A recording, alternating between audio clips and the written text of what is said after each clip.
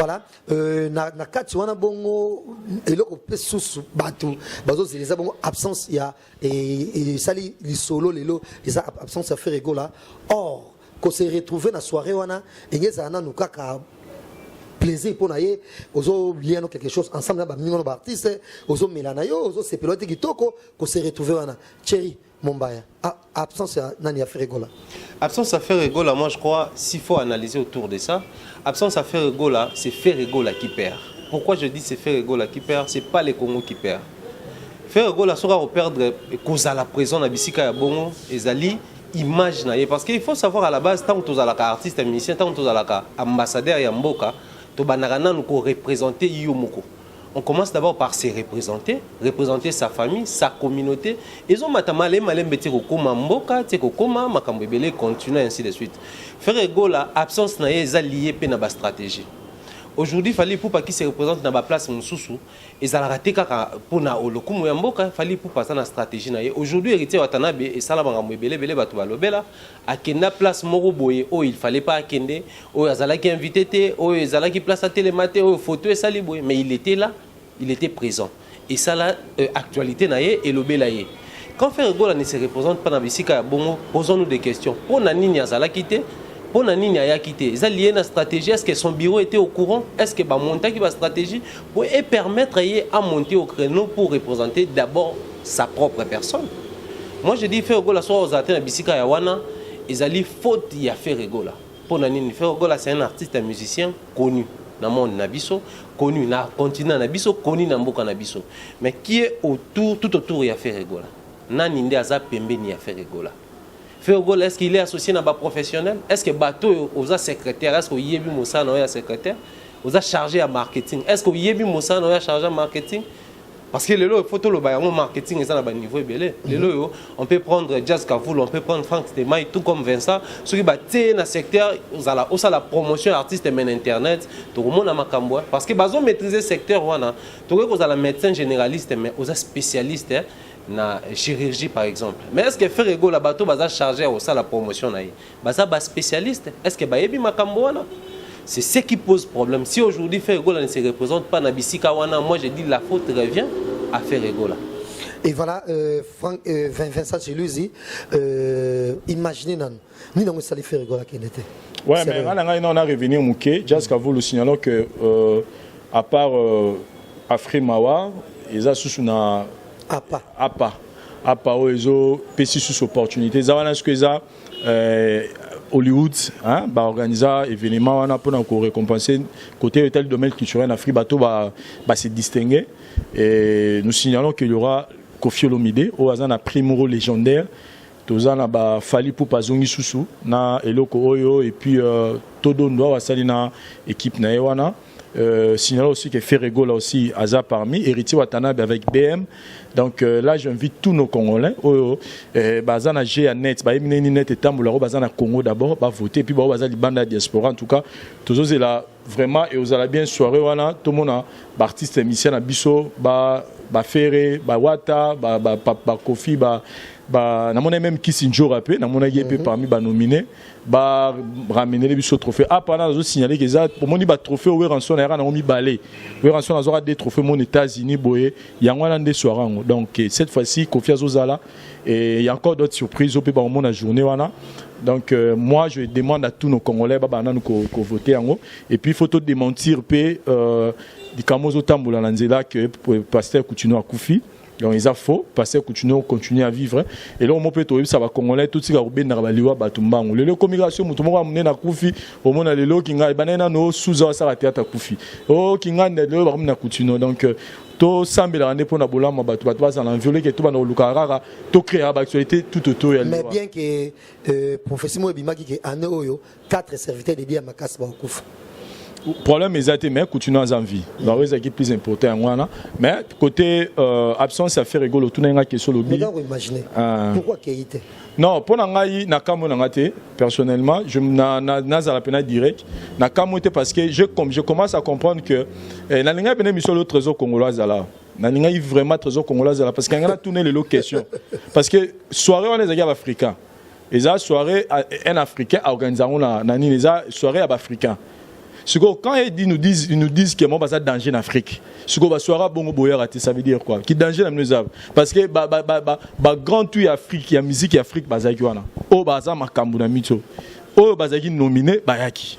Parce que binotan bozo ba bozara danger en Afrique par rapport à nini. Néanmoins, on a un commentaire. Tout le temps, on a un commentaire. On a un commentaire. On a un commentaire parce que des fois, on a un commentaire sur l'Arabie. Donc, moi, je suis Vincent. Il y a un fallu pour parler qui fait nanini. Nana répond à Moutouana. Qu'il y a iTunes, qu'il y a YouTube, qu'il y a page Facebook. Il y a des musiciens qui ont un taille noire. Qu'il y a un marambo, il y a un trophée.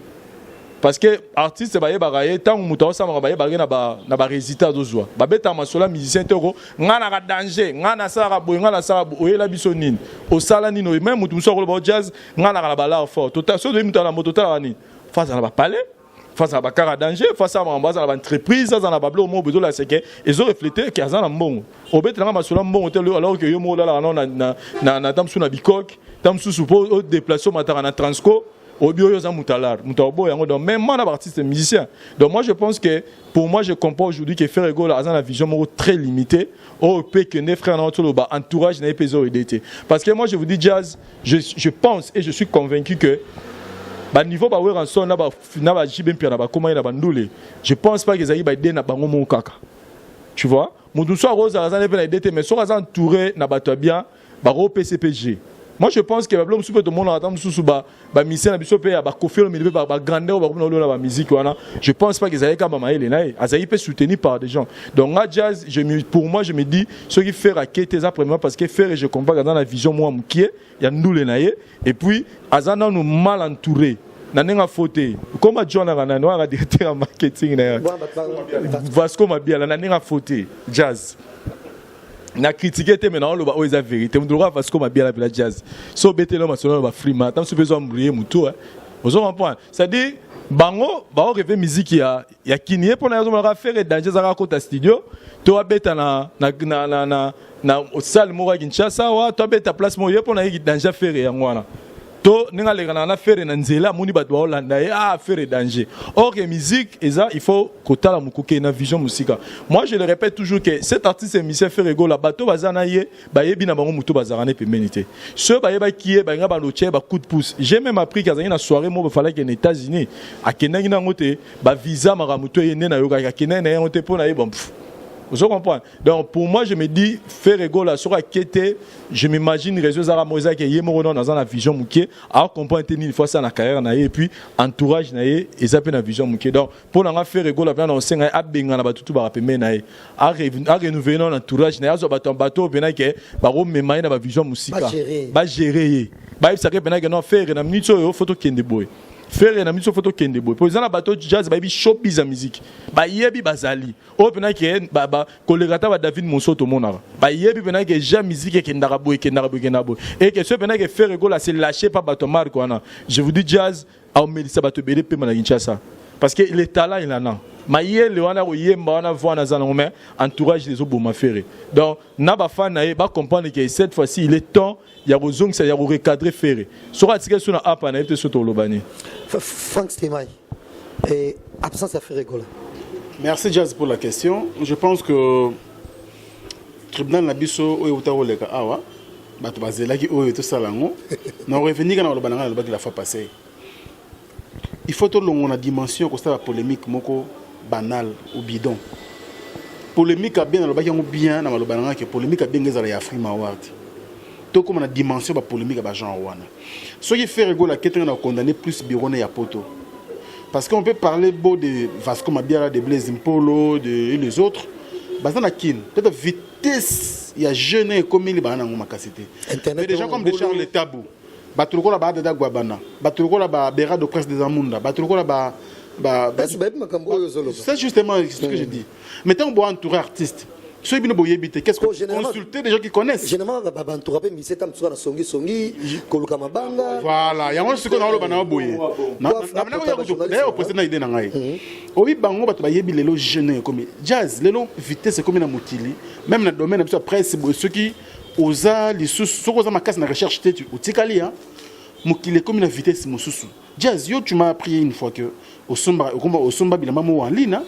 ba pe ba tikelo na ndako mais wana Kinshasa mais sur bête de solo ba monde ko sali magie lelo oyo Ferrego là c'est vrai c'est l'artiste aujourd'hui qui veut kokena rumba na biso liboso côté ka rumba c'est une bonne chose mais côté ka ngote ka na niveau nini et na dimension ni na ngamela rumba est-ce que tikala isika oyo yazali ou bien il va encore aller plus na rumba ngo Afrima Award c'est loko ya gravité parce que Dieu a dominé ce qui est nominé t'es d'accord merci na Thierry Mumbaya a révélé le mot ya héritier Watanabe à tous on a critiqué héritier pour le festival de Cannes mais c'est un courageux aujourd'hui héritier kaka présence na festival de Cannes on a publié on a page Facebook et Africa Info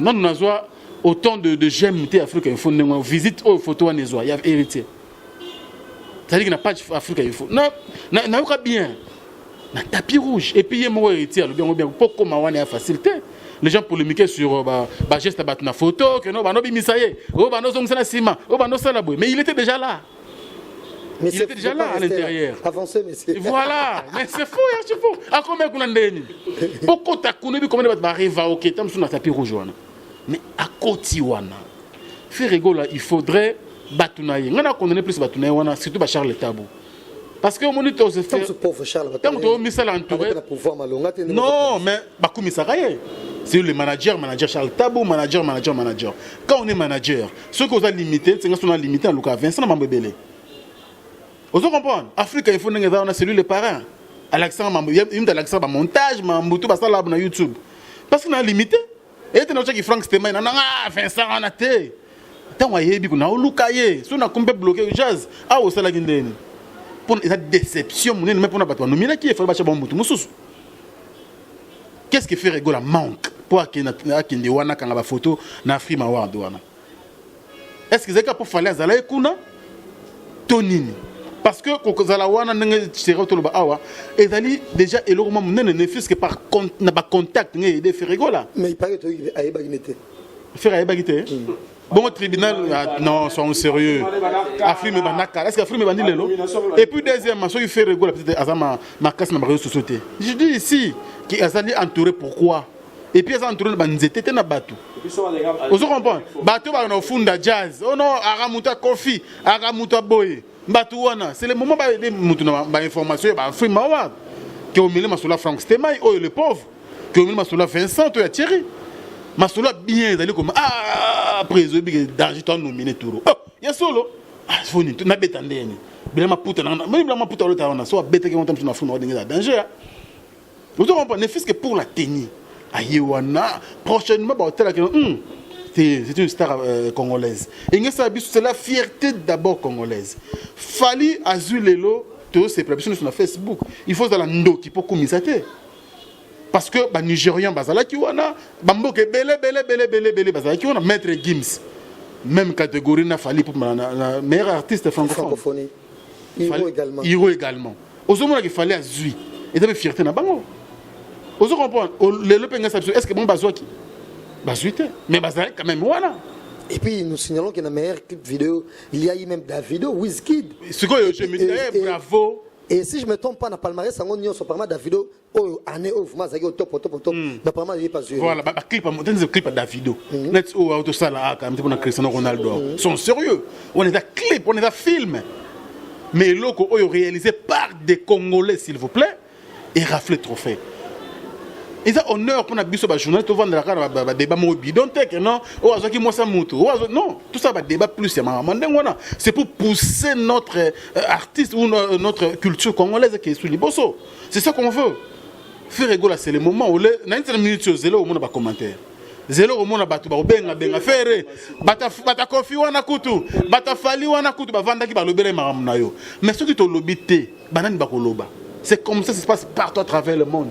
Bison de photos lobaka maramba artiste na biso nous le méritons parce que tu es chroniqueur de musique et non et puis tu es chroniqueur de musique conscient net nga conscient na de près maloba artiste na biso accoutrement na bango façon de travailler na bango banine je pense que le presse c'est ça notre rôle il y a on va reprocher presse dans le lot hein pour parce que vous avez borné na mama buzoba derrière des artistes ko voir na banganda ko melana bango mo eloko ko senga ba $20 Mais si comme c'est important de yango, il faut tout le parce que yango est très na musala na bango. On ne parle pas de vie privée ici, mais nous on veut comme Ferregola azan nominé na bilo rande ngona akenda.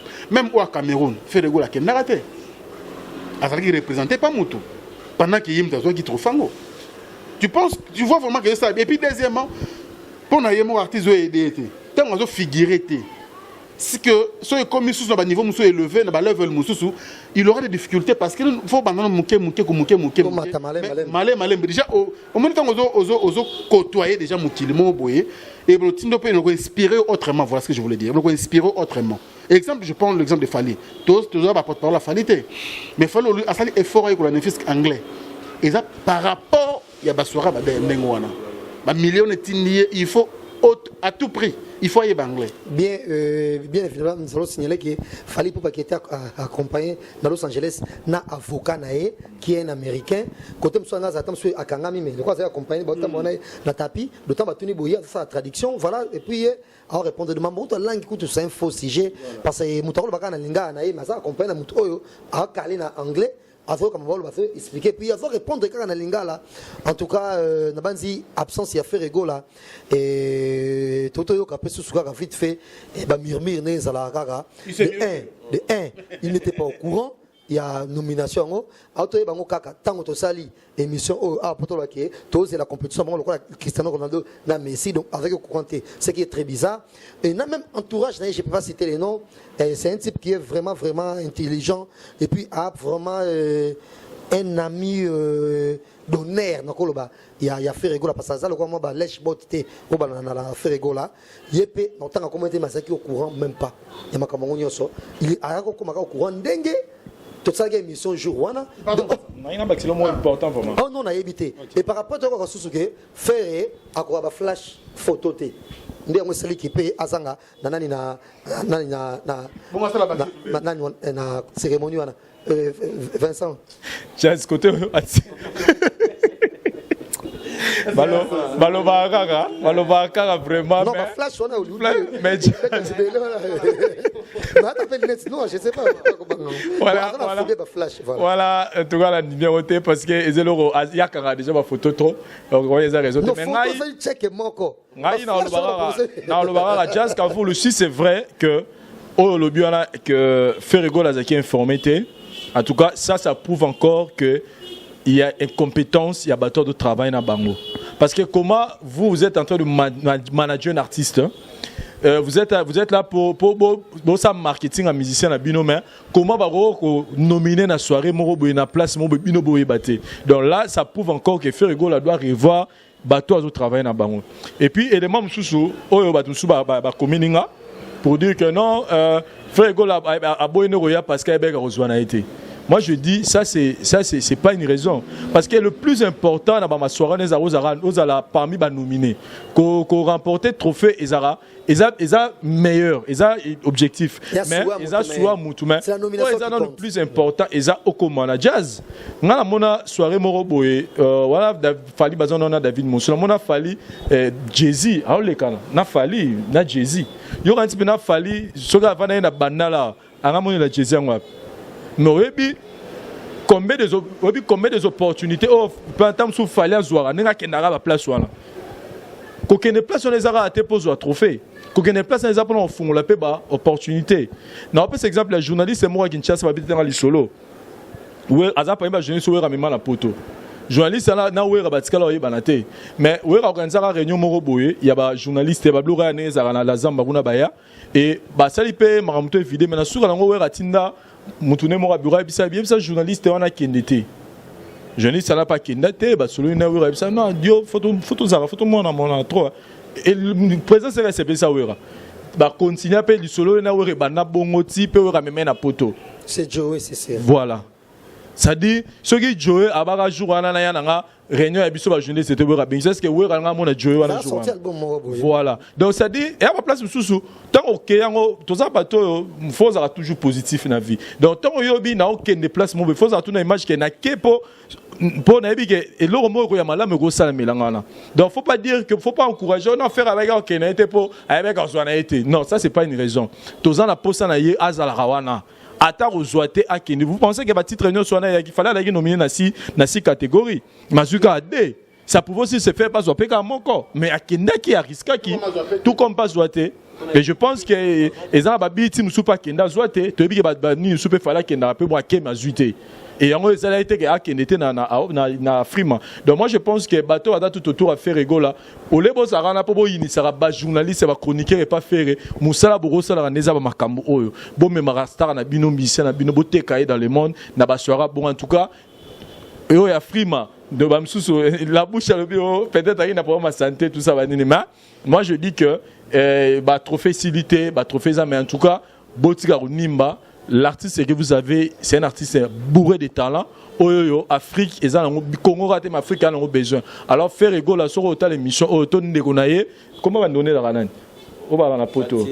Thierry, Orly, voilà. En tout cas, Gola, vous comprenez que grand frère Nabino a entouré, Nabato va jouer aider. Bon, vendre solo là. Pour la nigra Negoana. Azo avancer, azo en danger, azo qui ne va place à danger, mais yepé, azo une opportunité au yara wana. Même il y a nini, il y a obolobi na ba pese qui na Cameroun wana. Kenda te metanga zui, to moni akemba on pas ministère de la culture pour montrer que azaki n'a besoin. Donc faire rigola, c'est vraiment important pour nous bablo quoi. Les appels la fierté de biso africain, tant on ça en danger, tant on lo bagozara la numéro 1 à Rumba, on ça en danger ba Rumba, tout le monde on a mal lobaté parce que Rumba na biso to on a kin a. Mais est-ce que mambo ça biso est-ce que to ça sir que Benin ba yora ngo? Est-ce que mambo loba, est-ce que to ça sir que na Côte d'Ivoire to na Zambie ba zone mambo zo loba. Seul moyen na biso to monde a aux danger na Afrique et ça va place où on attend remettre un trophée tous à fier na yo mais tant que tu n'auras pas trésor congolais ou avec ce qui danger na yo mais tant que on danger c'est que place là ça veut dire que yom toi qui danger aux autres qui manoya et là c'est que aux faible envers musique ya Congo alors que aux faible tous aux danger na musique donc faire rigolo la muka Bongis entourage na yo Luka bateau baro pousser encore de l'avant et non bateau va se reflatter yo alors que Marambo pena fobo sala abao sala ngote. Merci Jazz.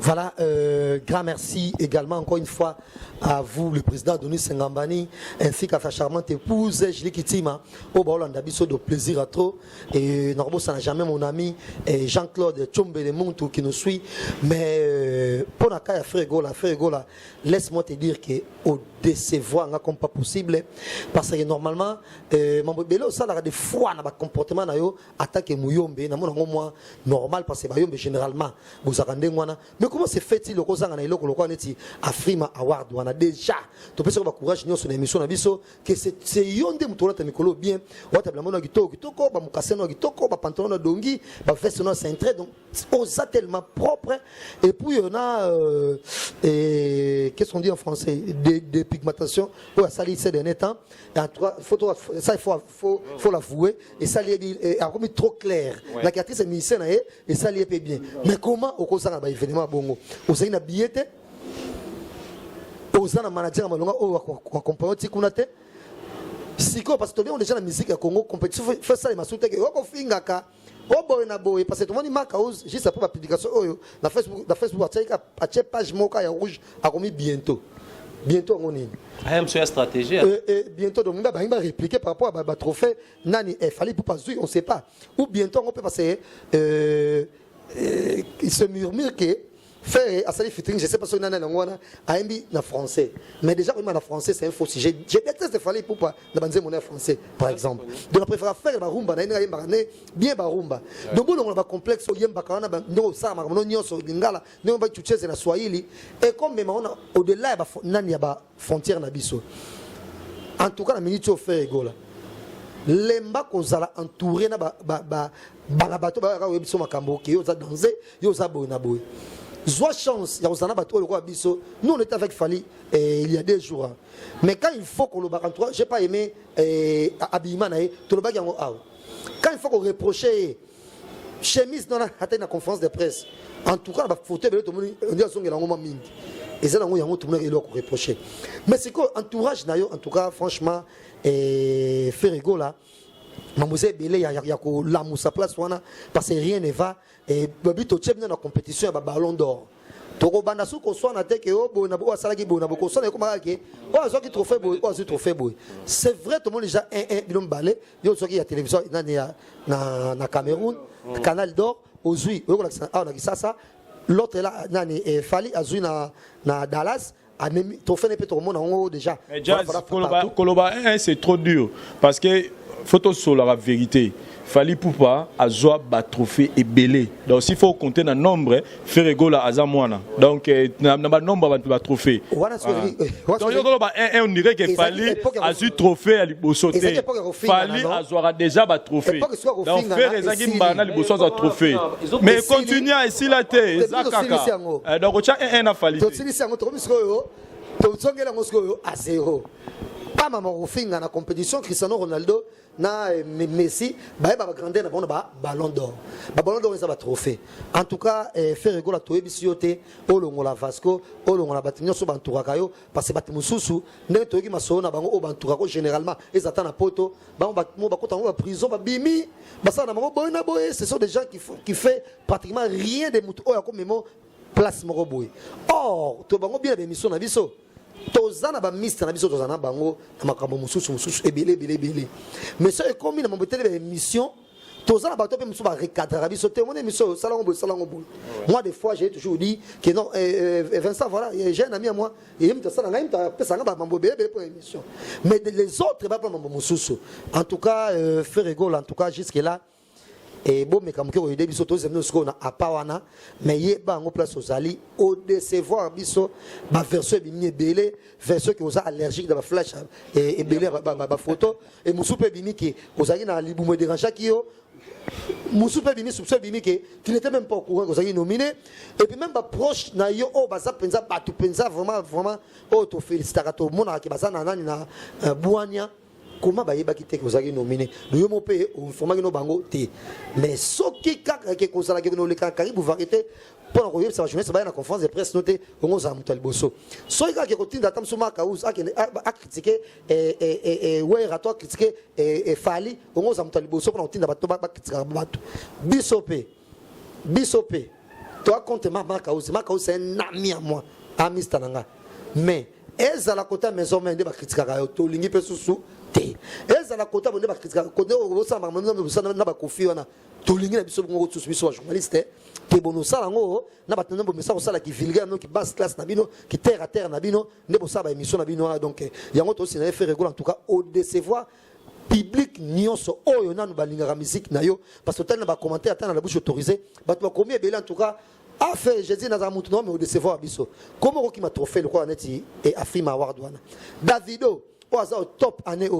Wizkid au top garçon je sais pas c'est les galo malien Sidiki quelque chose comme ça Sidiki Diabaté qui est au top mais ça tali ba porter ba trophée on a été ba marquer la présence marquer la présence yemi à la dé pour nga kutu un numéro 1 na basi na minute en Afrique donc yemi à la à l'équipe même Cindy Leker ouais au monde mais apparemment yemi à quelque part trophée OK c'est quelqu'un qui fait de très bons clips bonaboy et ya mambo jiri na bonde ba salagi na ba votaki bonaboy en tout cas encore une fois tous attirés des cifres gola to bien on a motema nyonso fondi ma ba critique biso tito améliorer musala boy parce que ne ba finga biso musuko tali ba finga op meke na rampe moi mon père solo ya on moni lelo yoke ba fang ba kolisi musala ba Vincent ba chiri ba nyonso malé mais nous arrivons pratiquement à la fin de cette émission. Moi débarras mon en tout cas ça vraiment moi mystique et tout le monde attendait Ferregola non quoi fallait pour c'est vrai soit gagner trophée entre guillemets par rapport à trophée Thierry fallait pour passer artiste francophonie or la catégorie il y a Hiro qui était vraiment très en vie et na année oyo on va ajouter Maître Gims également Maître Gims à côté de la mise Grévin. Donc, c'est-à-dire, Sir, on a misé Grévin. Donc, si je ne me trompe pas, à deuxième noir, à côté de la contrairement, on a été sur la musicien de Bosso. Déjà, il y a Michael Jackson qui est noir aussi. Donc, peut-être qu'on va attendre sur le premier africain, à côté de la musée Grévin. Mais très récemment, il y a eu Barack Obama. Donc, moi, noir, moi, il est sur le talibi à côté, beaucoup plus américain, la musée Grévin. Et donc, ça allait être niais qu'à ce trophée, il y a artistes, il y a Afrique par exemple. Et ça va bien qui est francophone, je ne sais pas. On essaie un peu d'éclaircir sur ces points-là. Moi je crois que Bandeko, Balandarabi sur Libanda, na Bandeko, Bazalara Libanda, ils savent un point important. Moni lelo oyo fali aza artiste congolais. Congo est classé dans le pays francophone. Donc, tant qu'on va sélectionner quoi de plus normal, va classer parmi les artistes au bimi dans le pays francophone. Mais tu éclaircir un point. Si aujourd'hui on parle de Fally Ipupa meilleur artiste francophone, c'est pas Natokos Kaka. C'est pas que pour le loi Mbel Bisso, jeudi soir et côté français, Mbel Bisso banzem ebele côté français. Non. Le problème c'est quoi? Les Africains vont voter, les Congolais vont voter, le monde entier va voter, Fally Ipupa, local artiste et musicien, il y a pays francophone. Pourquoi? Tout ça, on a Hiro Lecoq, tout ça, on a Maître Gims, je vais le dire comme ça, exclusivement en français. Mais pourquoi va voter Fally Ipupa? Toké na Nigeria, tokoti na Nigeria, tout ça na boîte na Nigeria. Bato bazobi na musique qui a Fally Ipupa, asa artiste congolais azo yemba na lingala, ba oyo kama mbo yemba te ba bini original. Babini batie Maître Gims asa artiste musicien congolais bato bati ko bina. Po yemba na français. C'est vrai. Alors, ces Africains là quand ils vont dire de choisir un artiste musicien ou un pays francophone ba pour na Fally. Ils vont oublier que Maître Gims peut asa congolais yemba na français. Il faut que tu éclaircisses sur ce point là. Bah anglophone bah la français te pour na bango français la langue ya ba francophone mais un francophone a lukaka ba pe anglais pour soit qui na pays anglophone a solo la en anglais. Deux exemples clairs. Kabila Soki aza président congolais pays francophone à les États-Unis a solo en anglais. Aza besoin te ya luka interprète ni a solo au monde na Obama direct au monde na Trump direct ba solo. Mais ceux qui Trump a connaissant les français parce que Trump a bien français mais a rien interprète. Et ça esprit anglophone. Bango basaka plus priorité na anglais na bango. So yembi ba français na yo peu importe place outil, baroza na priorité na bango Fally. Quoi de plus normal bon monake Fally lelo yo abimi artiste parce que le meilleur artiste a primé tout a raflé trophée wana simplement parce que ayemba rapé na lingala. Les Africains aujourd'hui nous avons créé une solidarité oh to pe ça fait ba langue na biso valeur. Si diki diabaté so ga yebani makasi, comprenez que si diabaté la danger te na musique. À part l'instrument art ou abeta wana aza danger te na voix. Mais so ok na Mali au monde na ba timbre vocal basé belé ba yemba bien koleka mais pour na nini sidiki azo prioriser ba warlof so azo yemba moi français au côté moi je suis désolé pour banze bonisa ngati mais plus na warlof no moni amati lelo na Mali so ok aza parmi ba artistes émission baza na charroi automobile ya makasi. Ba voiture chère tout ça ils a Sidiki Diabaté. Ngata pesanga kanda Sidiki Diabaté. Omona apio kanda mais les Africains par processus na Mali kuna basi ça kitoko za yi. C'est là ce niveau donc quoi de plus normal Fally azo trophée en ngazui nde omoni pesi ndenge pesi ezo surprendre bato belé et permettez-moi tout le bayango émission écoute mais après les gens vont crier oh bah sali ceux qui tricage bah ça parce que les Africains ou les Congolais bah fanatiques avec le baroma bon ah Fally wana to yebi atrikaka depuis sera David Monso a message ça na otriqué nous ka bazo bossa na ba paramètres mususu oyo lelo il faut totaler ça Vincent Ter ko le bango je crois c'était Vincent a outo le bango que ceux qui toquent na ba page nion surtout au romona que Fally azana ba jamais belé na Facebook sur tali na Twitter na suivi plus que faire rigoler toujours exemple parce que lelo to créer la différence voilà bah tout le monde quand on parle de Ranson on voit JMP quand on parle de JMP on voit Ranson et comment qui moi parallèle ouani salaki de même ceux qui te le bel faire go la photo le bel Fally so to bel Fally faut pas d'abord miroir il y a génération où on a musique africaine bah biloko wana nyonso ba aider faire go là ay manena balingala wana mais à garder identité de même Fally pour parler lo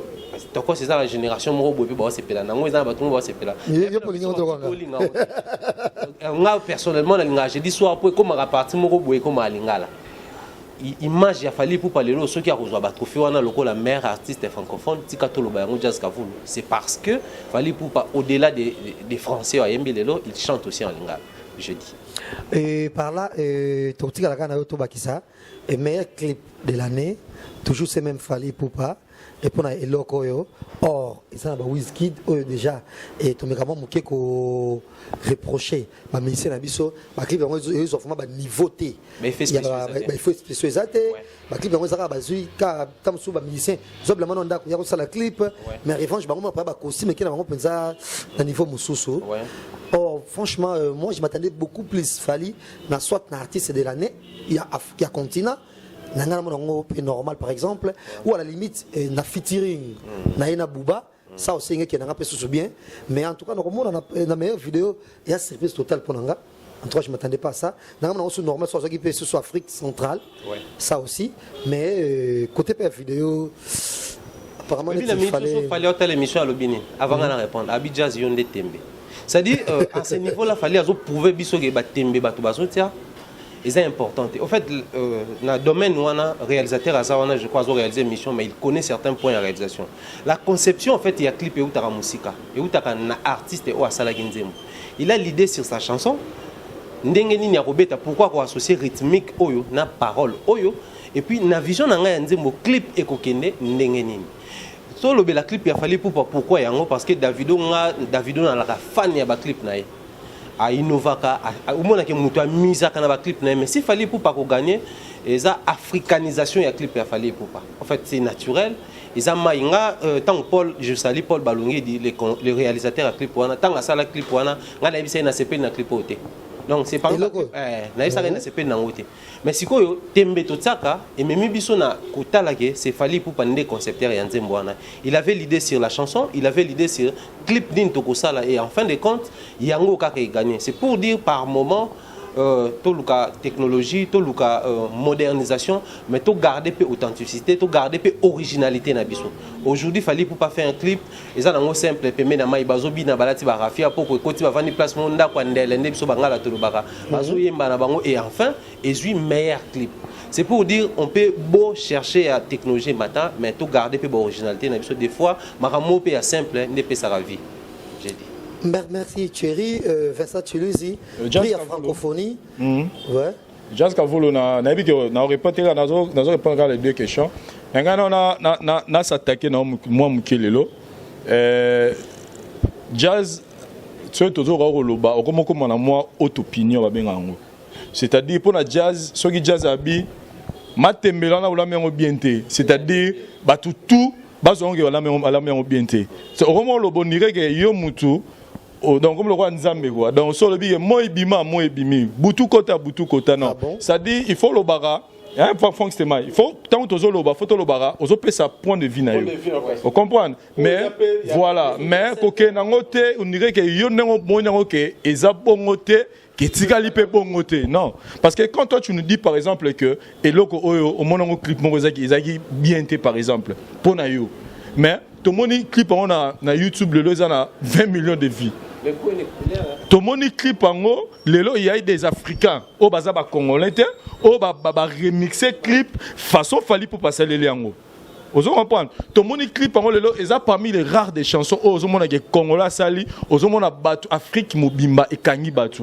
On les voit pas na ba, ils ont été fallu donc ça biso tout le monde na ba concert, tout le monde na ba fête, tout le monde na ba événement belé, aux autres sentir que et eux ça ma comme nango. Donc faut tout le bagage opinion na yo mais faut pas maintenant opposer l'opinion par exemple on tel personne prix à francophonie ne nous dis pas que jazz ne doit pas dire que bon il fallait ne azona pona yo nga zolo nire que yango te non jazz ne pense pas que bateau ba PC prix à francophonie n'a pas critère ba yebité que il fallait pas PC prix à francophonie wana donc moi je pense que tant ou de l'obara, il faut tout ça que tout sa point de vue et non qu'on irait toujours hein donc pour yo il fallait des azoa ya francophonie ya oya nini lobi ya Afrique donc on a ya francophonie donc on irait donc yangote non jazz non voilà yo to lobi bongo na lobi par rapport na lobi par moni clip c'est bien mais par rapport à tout le monde jazz c'est vrai que il y a que des gens qui nous incitent mais il y a aussi des commentaires OEP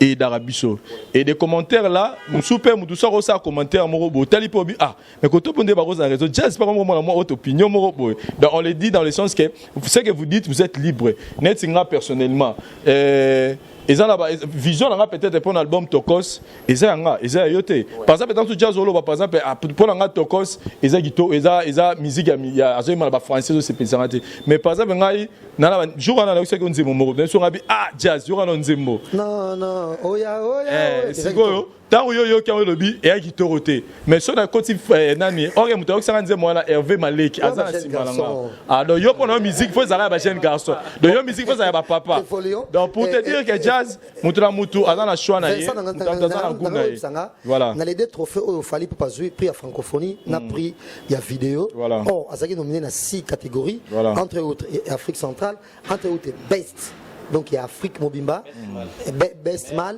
mais artiste d'Afrique New York en général et puis il y a featuring et palmarès nous sommes complété na luka monité et puis c'est peut featuring na yé na Bouba et voilà donc na nomination sous voilà na Bossani mais yos na ne mona laisser parmi la nomination za na ngwana wapi o c'est là yo so na vote on a mieux passé au voter na mi balé non ngana tché Afrique mobimba ngana tché Afrique mobimba donc o ya mérité ya ngwana mais ceux venez za ginga ngana tché Afrique mobimba parce que on doit reconnaître que na né oyoyo.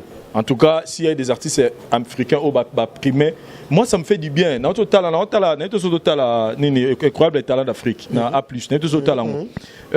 Jeune Mora Anobeta Drum, Abeti Drum en a tellement bien. Ce que mon mieux was arano Angélique Kidjo, Angélique Kidjo aye, babi mon mieux on comédienne wana. Alors big non, yé pour Claudia, abi nga pona ndima que jeune on a Betty Drum bien, il faut binomi balebo no yimba. Angélique Kidjo habillé ayembi na ye obi ke bato avant na bangonie mais bi na biso jazz fala telemi abisika John Beta iloko papa ta betika mumba yango yo sal eningana bato ba otala nga ba yebi ça dit jazz fallait yemba te bato ba yemba et ce sont des Ivoiriens. Donc ça prouve que par rapport à pour nga meilleur tube il a fallu na tokos jusque les locaux oyo pour nga parce que et psali makambu nango na ba forme nyonso. Donc pour moi je me dis que ceux qui penza fallait pas payer trophée ils a dit meilleur Afrique na meilleur bon meilleur et loko ebimi meilleur clip même na meilleure chanson peut fallait ne ya mériter yango. Bon moni eza kwanga donc faut muta zo tenir o ya mériter yango na mais pour na biso ezaki yango te fala mériter fala kende au-delà et par là il n'a pas de santé il n'a pas rien de très grave to simplifier voilà Franck Stémagne meilleur francophonie meilleur clip vidéo ce que c'est qui côté nous fait au falazoa mais laisse-moi te dire Franck qui a un peu décidé la meilleure francophonie bon exagéré. C'est-à-dire que la nomination, on a un point de vue. C'est très difficile. Il y a prix, il y a point de vue personnel. Parce que même les artistes, on a voté par le membre de jury, on a vote au public. Il y a des contacts. Donc, pour Nabiso, moi je pense que pour Nanga, en tout cas, Nanga est le meilleur artiste africain. Pour Nanga. Et quoi d'autre en tout cas, quoi d'autre meilleure collaboration. Collaboration pour Nanga, on plus c'est Arkeli. Ah. On plus c'est Arkeli parce que Nidja, vraiment, esprit à IMBC Arkeli Lingala. C'est vraiment artistique. Pour Nanga, meilleure collaboration, il a fallu que Nanga Azwango. Et dans la Nidja quoi. Bien qu'ils aient nominé la catégorie entière, j'espère. En tout cas pour Nanga, ils ont bon ceux qui n'a qui membre jury quoi. C'était ça par rapport à ta question. Voilà, clin d'œil également à Tcheveri Mouzango ou Orlando Bisso. Et les très spécial de Tcheveri et de même na succès Kasongo et Tobo ça n'a jamais habillé les 24 dimanches na Rome. Trésor Mukuna na Beti Mukuna depuis Milan. Place par l'émission sur les lots donc bon voyage Nabino et merci également à Bagnoso au bataille l'émission sur les lots nous arrivons pratiquement à la fin de cette émission et félicitations P local à Laurette La Perle au passage des déplacements aux États-Unis pour la Afrima Award on ne sait pas ce qui fait rigoler kozanga billet kozanga teni makambo phobie na ba flash makambo na il y a des centaines la bouche à lobby des boumé dérangeant qui est donc tout ça à tiki biso na pata mais encore une fois félicitations na Laurette La Perle nenga se déplacer qui je suis très sûr na nenga la tagi toko na nenga za bien coiffé il faut laisser ba porte mususu très prochainement on va retrouver Badio mususu avec Laurette La Perle Franck Stémagne. En passant, je voulais féliciter notre sœur, Laurette La Perle, parce que Moni, c'est ça l'esprit qu'on veut dans la musique congolaise. Albima Penza, na kati ya na bien moi abim ou fausse, il y aura toujours quoi engloutir artiste na biso. A comme on a vision mon vraiment élevé. Parce que na nenga Afrique et yo karaé, ari mutu ba fala ya pe ah zuba jeune garçon, ba no beta ba drum na sima ba il n'est pas là. Elle n'est pas là, pardon. Tout le monde est quand même sur ma chaîne câblée. en zappant lors de la paire. Et puis, à ça, la est très bien. Et puis, clip membre de ça, a remixé, on a dit, maman a belle, je pense, à côté, comédien. Vraiment, non. Coup de chapeau. Coup de chapeau. Na n'habite à ça, na esprit en zembo. Na clip, na marambutu. Au moins, artiste oyo. Et si ka outine, si ka zo kende entouré, il y a de l'évolution. Et puis, je pense bien que la sœur est bien entourée. À ça, vraiment, un manager, moi, qui toque, continuer comme ça, percer encore, aller encore de l'avant. Nous sommes derrière toi, Laurette La Perle. Voilà, courage et belé, et pas mon partenaire, Patrick Moule, et des mêmes, David Loutete, et Bamboute Belé, pas ça, Rolanda Bisso, Franck Semai. Bon, déjà, je pense que le Baba doit comprendre que pour toi, on a Congo lumière. Tant que la lumière a changé de position, les corps ont bien planté.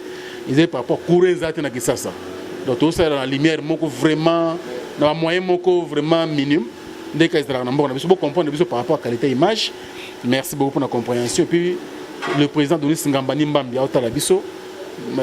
a la grande dame Julie Kintima. Il y a décembre bientôt au Coca. Dans 2 mois. Dans un mois d'ailleurs. Hormis mariage, c'est-à-dire que Franck Stema, il peut faire comme le roi Jazz 9 Vincent. Alors, merci beaucoup, Julie Kintima, toi, grande dame, merci beaucoup pour tout.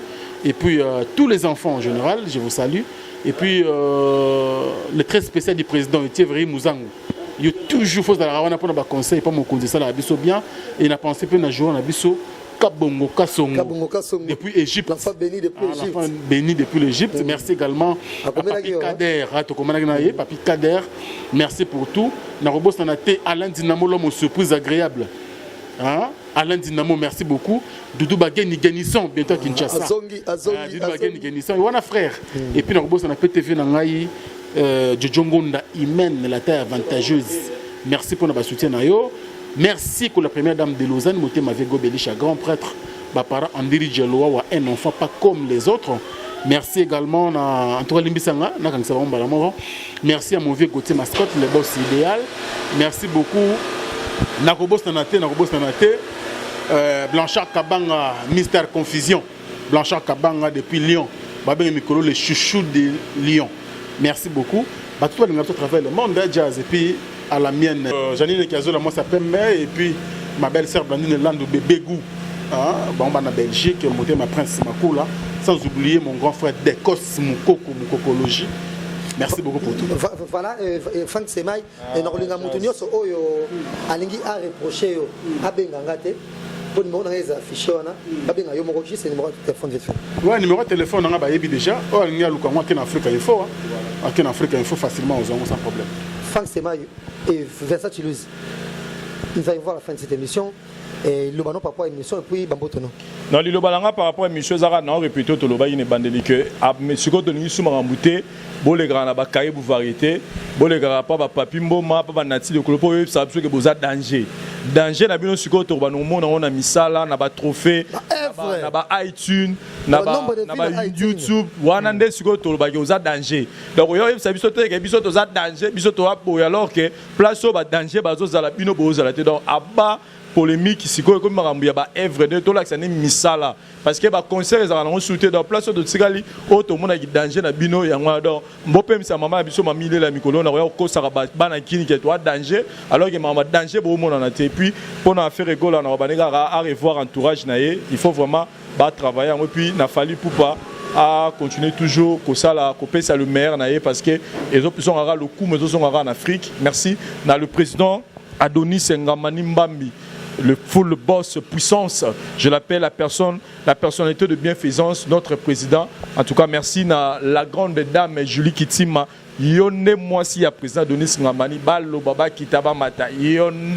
Donc ça n'est pas si ba ça la campagne mais yone nous a moi ça président Denis Ngamani donc yo bangote. Merci. Pour la montée à malam kaka. Pour la montée malam les doza Van la yone moi ça président Denis Baodoka. Sinon merci à Etcheverry Mouzango, le très spécial du président, le très nécessaire du président Denis Ngamani Etcheverry Mouzango.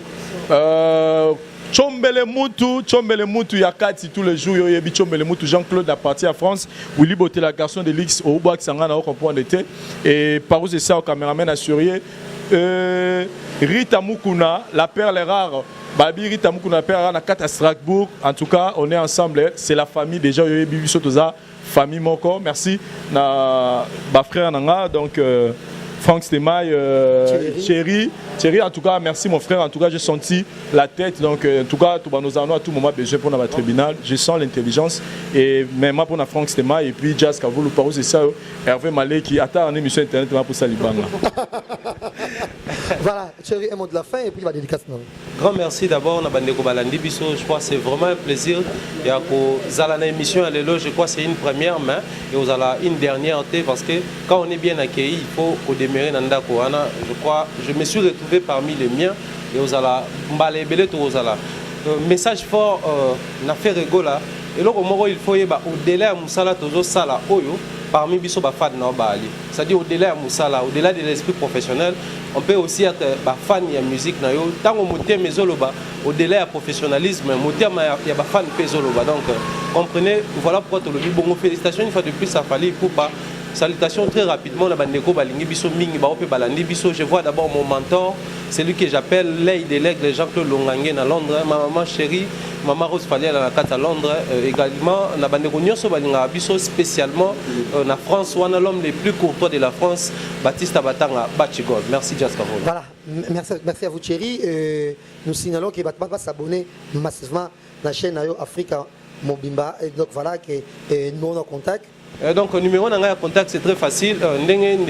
Soit na Africa Mobimba TV, na YouTube na numéro soit Karma Bobenga na plus 243 85 31 624. Donc 85 31 88 624. Merci Thierry, merci Vincent, merci à Franck, grand merci. Encore une fois, na président Donis Ngambani, na fille aînée Naé Colette et na madame Naé Julie Kiti, ma place pour l'Andabiso, plaisir à trop. Et merci également à Patrick Emoule, les partenaires, na David Loutete. Gaucho, place à Rolandanga, et c'est un plaisir. Et de même, Aimé Bido sur autoroute, Naya Salim Kapesa, et grand merci. Naba Mistananga va se retrouver bongo na Paris bongo Junior Porsche na Paris et de même na Oliverman pour Orlando Bisso et Porsche depuis Paris à comme lelo et de même na Guillaume Onokoko donc Paris wana de comme kitoko bobo melanga mo eteni juna roya parce que Paris ba linga troté faut en place nanga bien nous déjà assuré donc je compte sur vous et merci na Parousia et ça yo cameraman na serré na Hervé Malé qui les jeunes mécanos et puis petit à Chombele Muntu parce que nous sommes Galia Tita et puis na Hervé place bataille émission sur Kitoko Oyo na ba journaliste nyonso ba samsa ba Kitoko na diaspora donc cette émission je vous l'ai dit encore une fois que cette émission tribunal soit avec vous la bouche autorisée. La bouche autorisée, la bouche autorisée. Zongi makasi, la bouche. Bazonga kaka la bouche, bazonga kaka. Turo ba ko sauter. Turo pena fanda to on a besoin na. VPP polele. Ah, officiel, merci beaucoup la bouche. On est ensemble quoi. Voilà que cette émission tribunal soit avec vous. Bisous, au revoir. Benji Pro Production. Benji Pro Production. Benji Pro Production vous présente l'artiste polyvalent DJ Dollar. DJ Dollar, l'artiste est polyvalent. L'homme est rempli et bourré de talents de qualité. Il est coiffeur, il est chante, il est acteur, il est imitateur, il est animateur, il est humoriste et il est DJ. DJ Dollar, l'artiste est polyvalent. De retour sur le devant de la scène européenne et internationale. DJ Dollar, la monnaie américaine. L'homme le plus têtu que Satan. L'homme qui a bagarré avec 45 mamio à 2 bakimana mai. De retour sur la grande scène. Benji Pro Production. Benji Pro Production. couvre tous vos événements visuels, culturels et festivals. Benji Pro Production. Benji Pro Production vous présente l'artiste du moment, l'homme qui fait bouger tout le monde, les DJ qui fait ambiancer tout le monde pour toutes vos festivités, les mariages, baptêmes, anniversaires et autres. Contactez DJ Dollar, l'artiste est polyvalent. 0033 6 25 17 33 et 27. 0033 6 89 82 22 et 03. Benji Pro Production. Benji Pro Production. Abonnez-vous,